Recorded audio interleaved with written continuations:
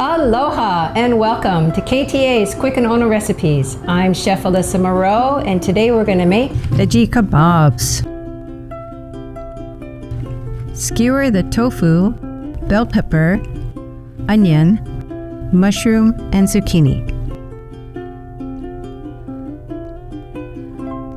In a medium bowl, whisk together the olive oil, shoyu, balsamic vinegar, maple syrup, mustard, garlic, salt, and pepper, and baste several times before baking or grilling so the vegetables absorb the flavors.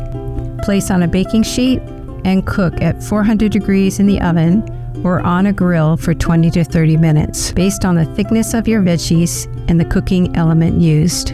For this recipe and more, please visit ktasuperstores.com/recipes.